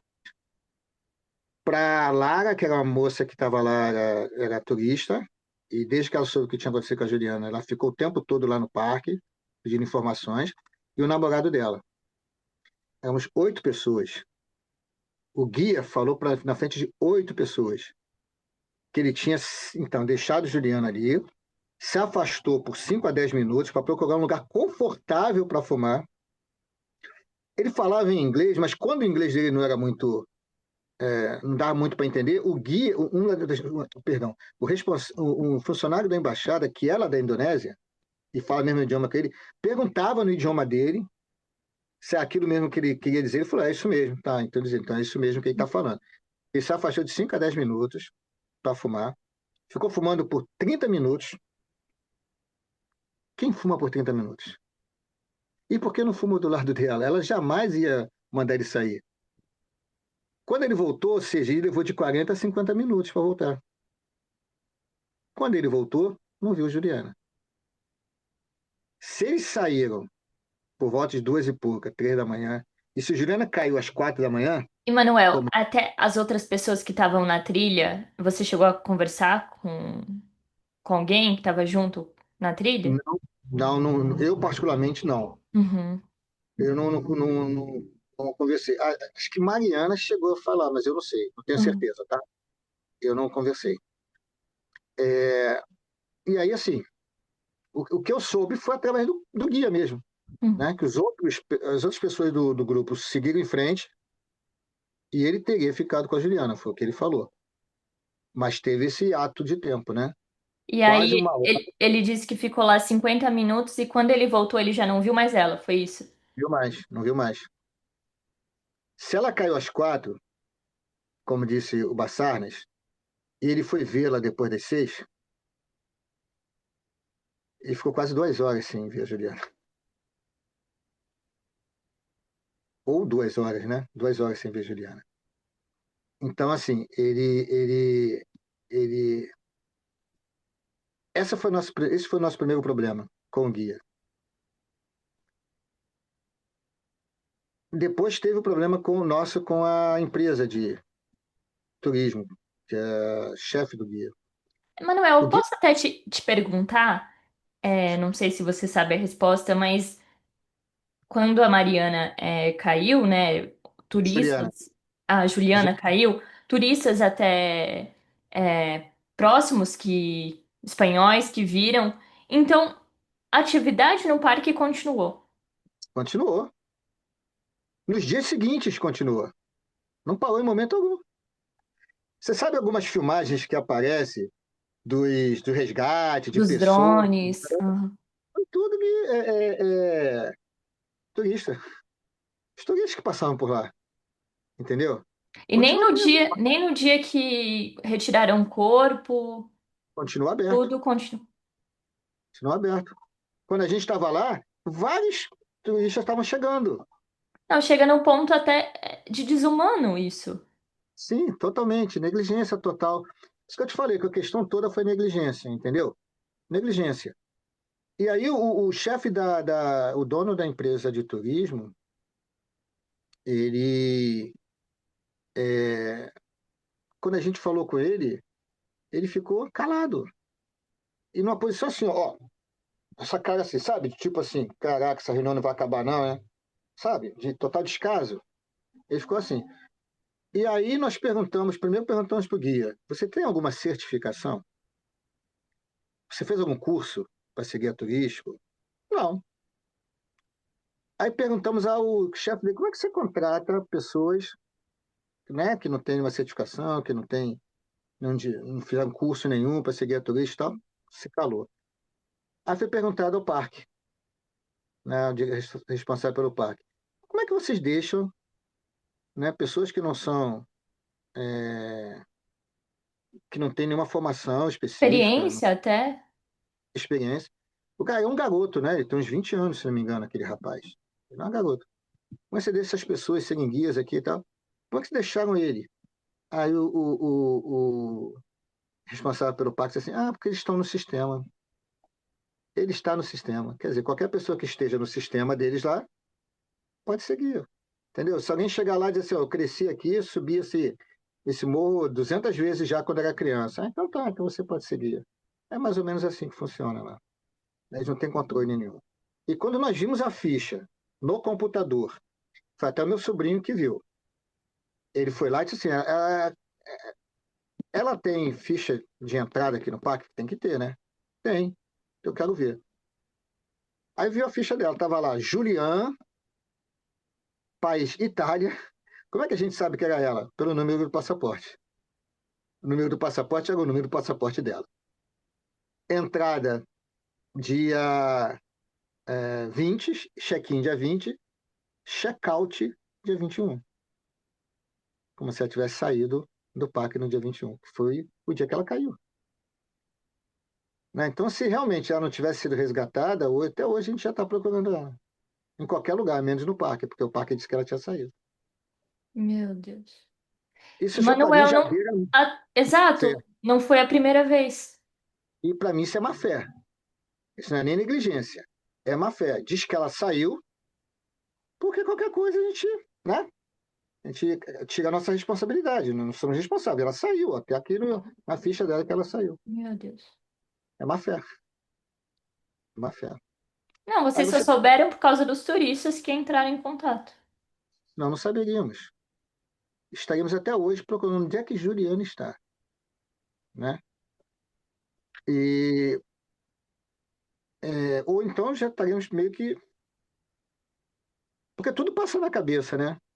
Quando ela foi viajar, eu falei assim, Juliana, ó, cuidado, tem muita história de turismo, de sequestros, né, de moças em Hum. países estrangeiros. Não sei se isso acontece no Sudeste Asiático, mas a gente ouve história, cuidado com isso e tal. Imagina se a gente não soubesse que ela tinha caído e morrido lá. O que não estaria passando pela nossa cabeça até hoje? Não é? E infinitas possibilidades. Exatamente, exatamente. E assim, é má fé do parque, má fé. Sabe, se não deixa, o problema é dela, dos pais, da família, com ela. Até eles nem sabiam que ela tinha família também, né? Porque nem ligaram pro Da coitado emergência, né? Contato de emergência. de emergência. Porque todo mundo, qualquer passeio que você vai fazer, você tem que colocar lá, né? Um contato de emergência e tal, né? Não, isso aí não pediram, ou quer dizer, não pediram. Deve ter pedido, mas não ligaram pra gente para informar, né? Então, se não fosse esses turistas espanhóis, Emanuel, o que choca ainda mais que a Juliana não foi nem a primeira vítima. não, não. Um mês antes, teve um turista da Malásia que morreu no mesmo lugar que ela. Nós soubemos. Ah, e na semana seguinte, eu até publiquei, não foi relato de uma pessoa que entrou em contato comigo, que estava lá, na mesma época que a gente, fez a trilha do vulcão Rinjani 1 ou 2 semanas depois. Ele disse que no dia que ele subiu, duas outras pessoas caíram, não na mesma trilha, numa outra trilha. Duas pessoas caíram. Foi quando ele me falou que elas foram resgatadas de helicóptero. Aí ele falou assim: agora tem um helicóptero que fica sediado em Bali. Aí eu falei, pelo menos isso, né? Porque nós demos várias sugestões e a Embaixada do Brasil se prontificou a montar um protocolo para eles de resgate, entendeu?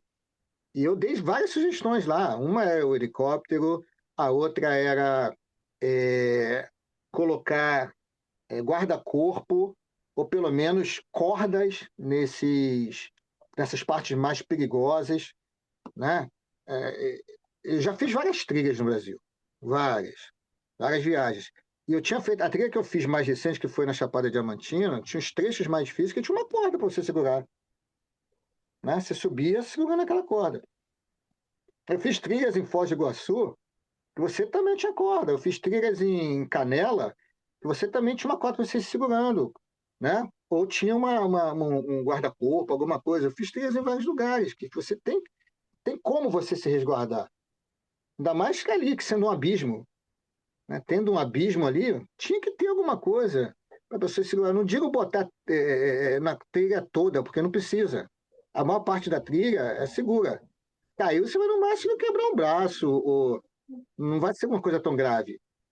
Mas aquela parte que é grave, que é perigosíssima, que são nem poucos metros, né? Bota um guarda-corpo ali, bota uma corda, alguma coisa para a pessoa ir se segurando, Não, já né? na primeira vítima, deveriam pensar o que que a gente pode fazer diferente. Ah, eu vou continuar fazendo tudo igual?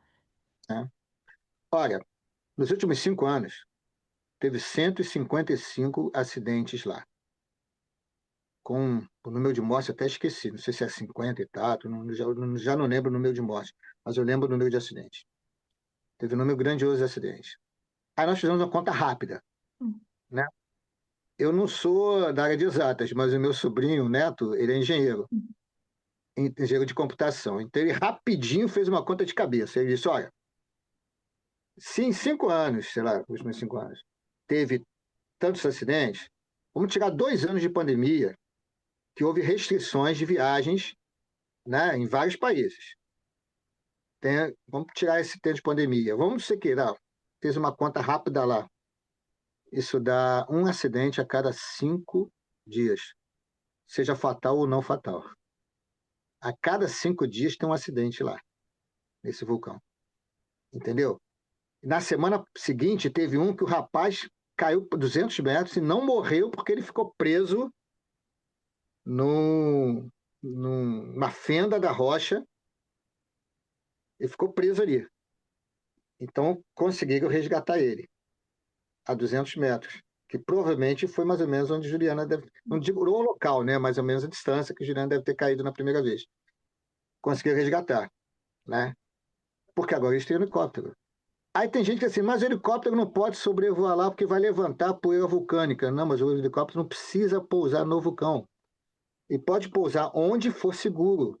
Porque se tivesse o helicóptero já, o helicóptero levaria os socorristas, levaria o pessoal do Bassarnas até onde pudesse. Eles, ao invés de terem que subir 7 horas, 8 horas, subiriam 2 horas, porque o helicóptero estaria de muito mais perto. Não é uma coisa difícil de fazer, né? Para um país como a Indonésia, um país gigantesco. Pra você ter uma ideia, me disseram lá que a Indonésia tem 17 mil ilhas, sendo 14 mil habitadas. A população da Indonésia é maior que a do Brasil. Acho que mais de 40 milhões de pessoas a mais do que o Brasil. Então, é um país que precisa realmente dar mais segurança para os seus Cidadão. visitantes, né? Seus turistas. E para os cidadãos também, né? Porque eles também frequentam lá, de certa maneira, né? Turistas. Ah, qualquer pessoa aqui. Porque a Indonésia é um país lindo de paisagens e acontecimentos assim afastam até mais os turistas. E, Manuel, a história da Juliana, como eu disse lá no começo, impactou o Brasil. Muitas pessoas fizeram homenagens. Você me disse aí do Flamengo. Tiveram trilhas com o nome da sua filha, né? E como é que você se sente? Porque é a Juliana, são sementes da Juliana, né? Sim, Em lugares talvez que conheceram através dessa história triste, mas que impactaram pela vida dela aqui. sim. Ah, não vou te dizer que eu fico feliz, porque eu ficaria feliz se ela estivesse aqui do meu lado, né? Mas eu fico mais confortado, mais consolado quando eu vejo que esses poucos anos de vida da Juliana, e Juliana é tudo isso que as pessoas estão falando dela mesma, é uma pessoa livre, entende? Nós criamos nossas filhas para serem livres. Eu digo com orgulho isso, com orgulho. Criamos nossas filhas para serem livres, para serem independentes, para serem responsáveis pela própria vida, pelo próprio destino, entendeu? Eu e a mãe dela criamos elas assim. E tanto que elas foram fazer o curso superior que quiseram fazer, elas foram, quando quiseram ir morar fora, foram morar fora de boa. Quando Juliana disse que queria ir para o Egito para fazer um trabalho voluntário, podemos uma força. Assim, nós somos assim. Então, quando tudo isso que falam da Juliana é verdade. É, e eu tenho um orgulho muito grande das minhas filhas, muito grande mesmo, das duas. E, assim, conforta um pouco, né? Saber que as pessoas estão conhecendo um pouco da Juliana, né? E ao conhecê-la, algumas pessoas estão rendendo homenagens, né? Hoje eu recebi um quadro de um rapaz que trabalha com grafite, o Sandro, muito bonito, né? Muito bonito. Fui encontrar com ele, a gente tomou um café junto. Ele se emocionou muito, ele chorou. Isso me, assim, e hoje eu estava muito mal. Hoje eu estava mal. Co- Contato com ele, né, me fez melhorar. Eu estava pensando hoje à noite, quando for falar com a minha, será que eu vou ter condições de falar? Mas graças a Deus eu encontrei o Sandro de manhã, né? E isso fez com que melhorasse meu humor. E agora mesmo aqui em casa estamos tendo visita, né? Isso também me ajudou bastante, tem me ajudado bastante. Mas assim, conforta um pouco. Aqui em Niterói, tem uma praia muito bonita aqui perto de casa, chamada Praia do Sossego, que é uma praia do sossego mesmo, porque é uma praia que não tem acesso, não é muito fácil. Mas tem uma trilha para você descer. Hoje em dia já nem é mais uma trilha, é uma escada, né? Antes era uma trilha mesmo, agora é uma escada. Mas continua sendo um nome de trilha. E aí colocaram, o prefeito, né? Fez um decreto colocando a trilha, o nome da trilha e do mirante. É uma coisa lindíssima o mirante. Você tem um visual maravilhoso da região oceânica de Niterói. Não vai puxando sardinha para onde eu moro, não, mas Niterói é uma cidade muito bonita. Uhum. E assim, e eu vim morar aqui, não nasci aqui, mas gostaria de ter nascido aqui. Eu vim morar aqui depois que eu fiz faculdade, que eu conheci Niterói, né? E assim, esse lugar onde foi colocado o nome da Juliana é um dos lugares mais bonitos que eu conheço. O Mirante tem uma visão maravilhosa. O Mirante dá para duas praias, né? A praia do Sossego à direita e a praia de Cambuinhas à esquerda. E um pouco mais à frente, para uma terceira praia, que é a praia de Piratininga. Então, o Mirante, você vê três praias, assim. Uma para a esquerda e duas para a direita. E a Praia do Sossego é uma praia pequenininha que tem selo azul de, né, sustentabilidade, essas coisas que a praia precisa ter para ganhar esse selo azul, né? Que é um selo internacional. A Praia do Sossego tem. Então, assim, eu agradeci muito ao prefeito. Ele quis me encontrar, o prefeito de Niterói nos deu um apoio muito grande. Primeiro, ele entrou em contato com a Mariana, primeiro, né? Quando ele soube do fato, ele fez contato, fez questão de entrar em contato com a família, né? Ele entrou em contato com a Mariana, ainda em São Paulo. Quando Mariana e Estela vieram aqui para casa, para Niterói, ele fez questão que elas fossem lá conversar com ele na prefeitura, no gabinete dele. E depois, quando eu voltei, ele fez questão de conversar comigo e nós fomos lá encontrar com ele de novo, né? Foi quando ele marcou o dia do descerramento lá da placa, da inauguração do nome da Juliana e tal. E aí você perguntou, né, como é que eu me sinto, né? É, vou falar de novo. Eu não me sinto feliz, porque eu ficaria feliz se ela estivesse aqui. Mas me sinto confortado com essas homenagens, né? Pessoas que fizeram músicas em homenagem a Juliana, tem música no Spotify já em homenagem a Juliana. Pessoas que não a conheciam. Eu recebo mensagem de pessoas dizendo assim, parece que é filha, né? Ah, eu fico até emocionado com isso, né? Porque nunca foi intenção nossa que Juliana tenha essa repercussão toda, né? Mas eu acho que o fato dela ser jovem, né, de ser uma menina, 26 anos, né, da gente ter sido transparente desde o início, né? A família foi muito transparente desde o início. A Mariana criou aquele Instagram Resgate Juliana e ela botava tudo ali. A gente não escondia absolutamente nada, né? Nada. Eu, quando fui para a Indonésia, eu comecei a postar também falando. Não, esconder por quê? Né? Tem que postar o que está acontecendo. Né? Então, assim, foi uma coisa interessante. Eu acho que ganhou esse vulto exatamente por conta da transparência nossa, né? O tempo todo, falando e mostrando, né? E aí as pessoas foram lá no Instagram da Juliana e começaram a ver várias coisas, né? Juliana fazia pole dance, né, como esporte, né? Aí teve um site que disse que ela era dançarina. Nunca foi dançarina, era publicitária. Mas tudo bem, deixa eu colocar aqui. Devem ter visto ela dançando, praticando pole dance, né, lá no site dela, né? Aí quando ela foi praticar pole dance, não sei quem, não lembro quem perguntou, e vocês deixaram para mim para Estela?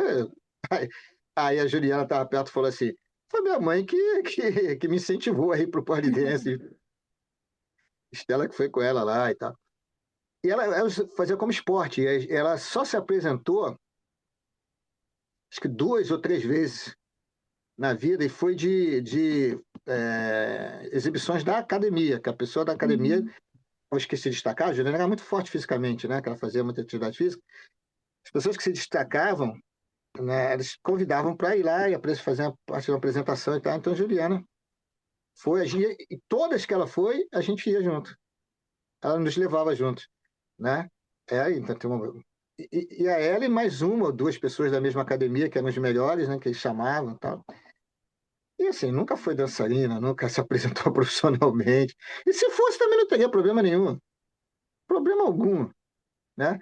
Mas não era, ela era só uma publicitária, mas era muito boa no que fazia. É muito boa. Eu vi as postagens do Yuri Marçal, lembrei. Ela trabalhou com o Yuri Marçal, que é um comediante, né, que faz stand-up, com o Babu Santana, que é ator, e com o DG, que é ator também, né? O Babu e o DG também participaram do BBB um tempo atrás aí, né? E tinha umas pessoas que ela trabalhou também. Eu já não lembro mais quem, os outros. Esses 3 eu lembro. E as postagens que eles fizeram da Juliana, assim, foram muito afetuosas, e gostavam muito do trabalho dela e dela como pessoa, né? Ela é muito dócil. E Manuel, você, eu acredito que passou muito essa imagem, né? Por isso que também choca, de uma vida jovem, mas uma vida cheia de vida mesmo, né? De uma menina que vivia intensamente 22 anos, talvez pessoas 26. com, hã? 6. 26 anos, pessoas com mais idades não conseguiriam nem ter essa quantidade de vida tão intensa.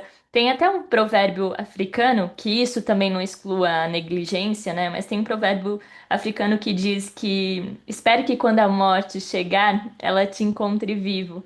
E eu Exato. acredito que a Juliana estava viva, né? E eu falo Sim. nessa viva, claro que não literalmente, mas viva no sentido de que ela estava feliz quando ela disse que ela estava viajando, estava conquistando os sonhos dela.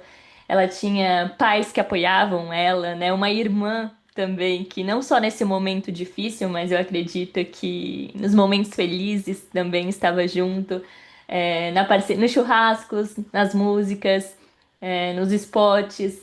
Eu acredito que a Juliana tinha um pedacinho de cada um de vocês, né? Assim como vocês continuam tendo dela, você continua sendo o pai de Juliana, de Mariana, ela continua presente em vocês.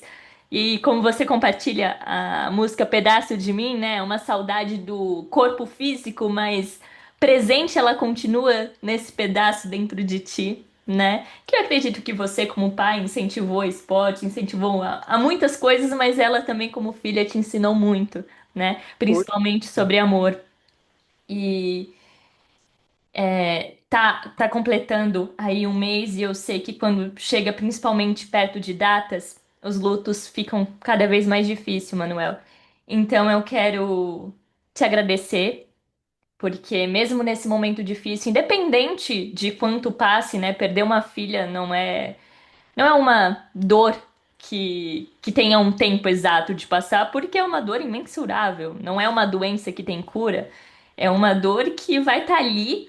Talvez você consiga ressignificar, né? Mas é tudo no seu tempo. E só de você estar aqui, eu acredito que o luto, quando ele é falado, ele também ajuda outras pessoas que passam pela mesma situação, né? Claro que cada um de uma maneira diferente. E você também, porque eu recebo muitas pessoas, muitas mães, e vem poucos homens. E as pessoas me perguntam, tá, mas e o pai? Mas, gente, o pai não quer falar, né? E a gente tem na sociedade isso, das vezes, do homem ficar quieto, né? De guardar a dor dele. E eu vejo muito também na sua escrita no Instagram. Eu acredito que tudo que você faz é uma carta de amor para sua filha. Todos os dias ali, quando você escreve, é muito lindo, a sua escrita. Eu espero que em algum momento você escreva algum livro também. Incentivo e quando, por favor, quando acontecer, venha aqui novamente. Mas são cartas de amor que temos a honra de ler e entrar em contato também com um pouquinho do que a Juliana é. Eu falo no presente porque ela continua sendo. E Sim. Manuel, esperamos também que aconteça justiça para que novas pessoas não sejam vítimas, né?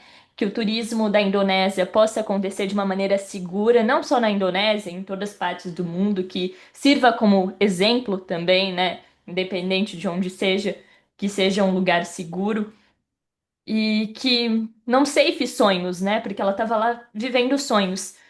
Então. Te agradeço também, porque é difícil no luto, ao mesmo tempo, estar lutando por justiça, né?